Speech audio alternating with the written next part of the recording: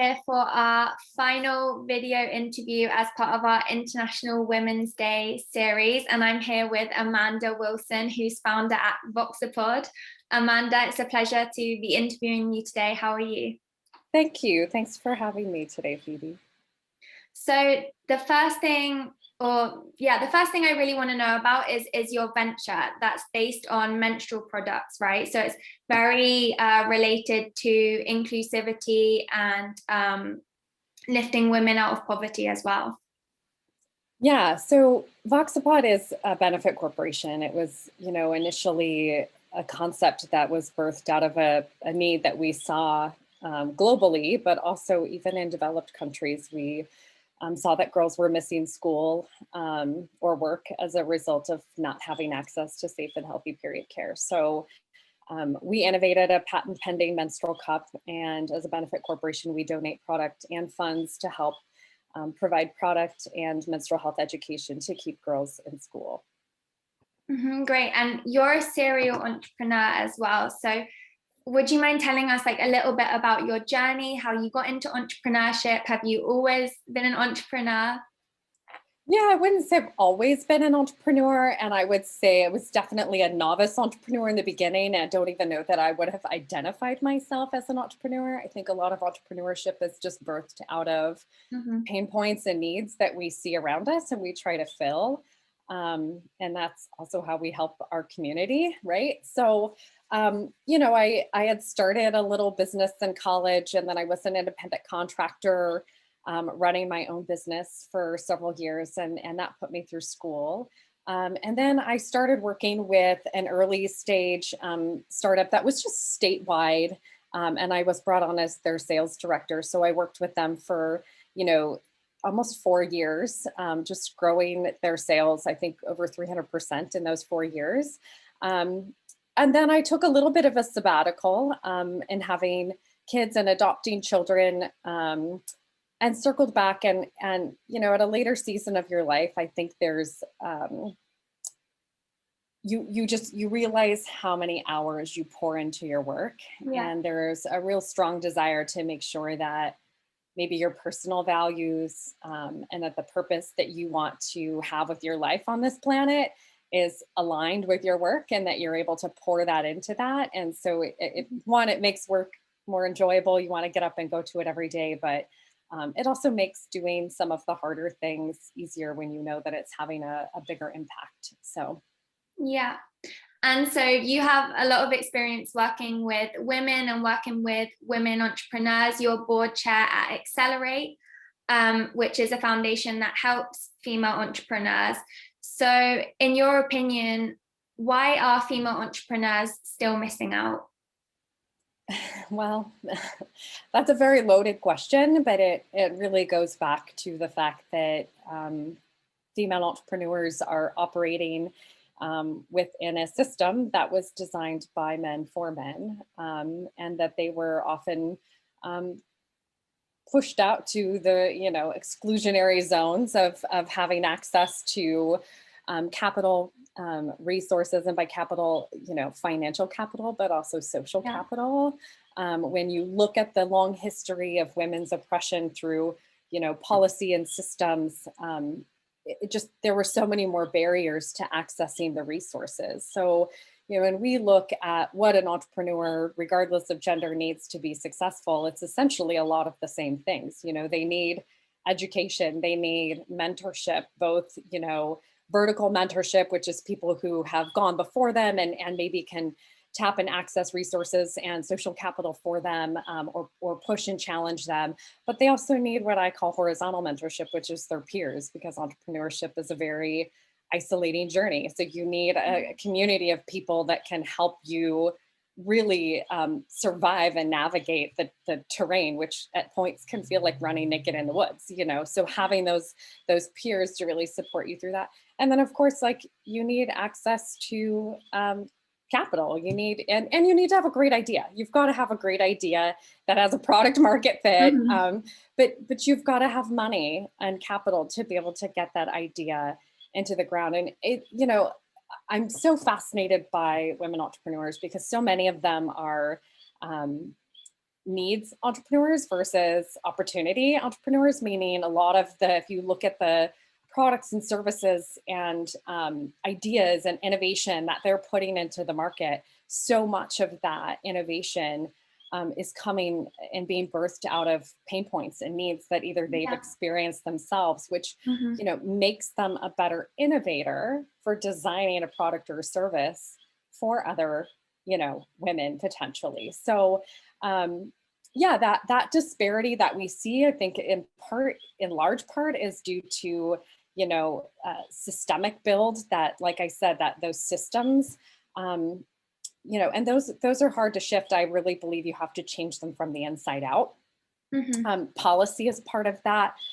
Getting more women on boards and more women at the C-suite level and leadership level, creating systems where we can then mentor the next generation, where that knowledge and that social capital is then leveraged. I mean, these are things men have been using for years. So, but right now, I mean, we saw a drop in VC funding to from 2.8 to 2.3% of VC capital money is going towards women founders, and even less than 1% to our BIPOC founders. So that when we talk about the systemic piece, it's both on the financial capital side, but also just where's that support, the mentorship, the resources, and then there's the other aspect that I don't think should be oversighted, which is the fact that a lot of women are still the social architects of society, which is often deemed as free labor. We are predominantly caretakers, not just in families, and by caretaker, that's not limited to just being a mother. Like a lot of women are still caretakers to their aging parents or to volunteerism in their community. And again, addressing a lot of the social issues that we see in society. So, they're carrying an unpaid workload that oftentimes our counterparts are not. On top of the normal workload.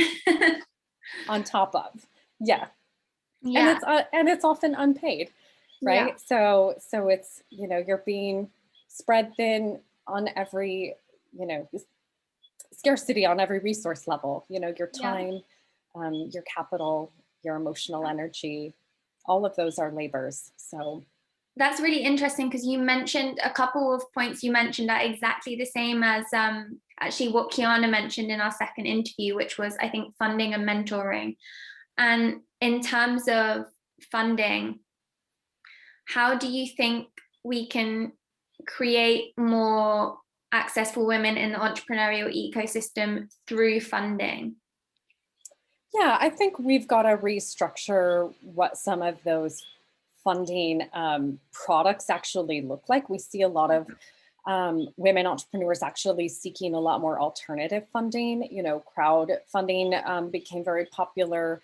But again, how do you access even, debt funding and some of these other products? And then when you look at the VC world, again, representation matters. If you've got a VC fund and the entire fund is represented by white middle-aged men, they may not understand a different demographic of founders, and so having representation on those funds themselves. I had a female VC funder once tell me that you could put all of the female VC funders on one sheet of Excel spreadsheets in the United States. That's how small, it was. And so representation matters. And I think what that's going to take is some people at the top that recognize that these systemic infrastructures need to be revamped, and that they're creating systems to funnel in that representation, and that they're diversifying their boards, and that maybe they're even taking a second look at the type of businesses that can scale to that level.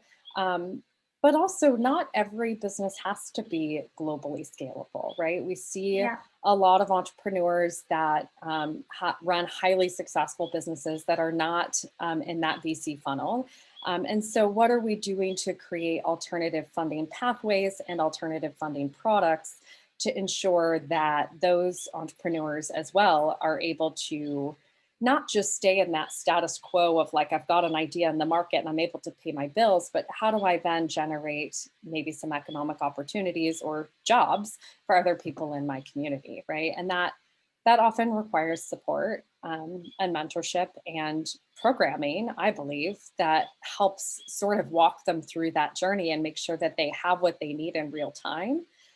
So many times programming is overwhelming and unhelpful, even when it is just a fire hose of information and there are not those resources being sort of dripped as real-time needs are happening, because an entrepreneur is already overwhelmed.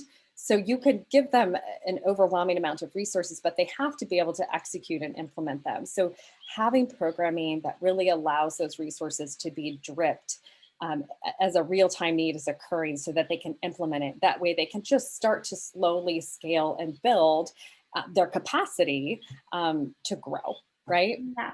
Yeah. And I think like mentoring, you mentioned mentoring as well. And that's like a key part of that, having someone that when, you know, the need is there, you can turn to and be like, I'm having this problem or this challenge right now. Like, do you have any ideas on how we could solve it? So in the spirit of International Women's Day, my final question to you is, if you could interview one female entrepreneur, who would it be and why? Or more than one, it can be more than one, as many as you like. There's a lot of female entrepreneurs I'm sure I would love to interview, but Rose Macario is pretty high up on my list. I have a lot of respect for that woman. She's the former CEO for Patagonia. And I really feel like not only is she a systems changer, but she's a pioneer. And I think Patagonia as a brand has pioneered a lot. But if you look at just how comprehensive their systemic change went, because it wasn't just how do we change buying habits and, you know, customer behavior and supply chain and make it more sustainable and eco-friendly, but she also really looked inward. How do we create childcare for the female employees that we've invested in and are now entering a new phase of their life? How do we support them in their careers throughout all these seasons of their life? And so, you know, being one of the first companies to create that full-time childcare in-house, they were able to retain a lot of their, I think almost all of their female employees that, you know, had entered parenthood came back. You know, they had very little loss of retention in that. And so just not looking at, I think as a CEO and that I'm sure the advisors and the team around her, but, you know, to make those kinds of leadership decisions, you're surrounding yourself with progressive leaders who are thinking systemically. And then how do we take it from the systems level, you know, down and strategic level down to the operations level, but looking comprehensively at how their company and brand was intersecting with the environment, but with the humans that they work with and serve, and what are all the needs that we have fundamentally as humans, and just staying really core to that in their values and letting that lead the business, you know, strategic roadmap. Like, just really like so much admiration for that woman. And she would be at the top. Those needs, like, they fit perfectly, you know. As companies, we want to retain our best talent, and it ties back into what you were saying about women, you know, in many cases being the caregivers, you know, and the needs they have, and putting them those two together, and at the end of the day, both sides benefit, you know. So, but it is brave when no one else is doing it to make that decision. So yeah, I love that example. I think I would also like to interview her. Yeah, I mean, I just can't think of anybody as a benefit company that really like baked values, ethical values into the DNA of their company at every turning point. And to do it when there's no or very little, you know, other companies to sort of model after, right? Like they were really, truly pioneering. I mean, that was 1983. They were implementing full-time childcare. I mean, that was, you know, sad that it was 1983, but also like in relativity, heroic in a lot of ways. So, yeah. Well, Amanda, thank you so much for letting me interview you today and sharing a bit of your story and a bit about Voxapod, and also your thoughts on why female entrepreneurs are still missing out. And I think if there's anything we can take away, we have come a long way. We still got a long way to go, but I think positive things are happening. And I'm glad I got to sit down with you and have this discussion and talk about what's missing and how we can go about fixing that, even if it is just from an individual level. So thank you. Yeah, thank you for having me. I truly believe in the power of the collective. So these, sharing these messages, it brings more people into the know and the journey, and will create more effective change that way. So thanks for having me. Thank you.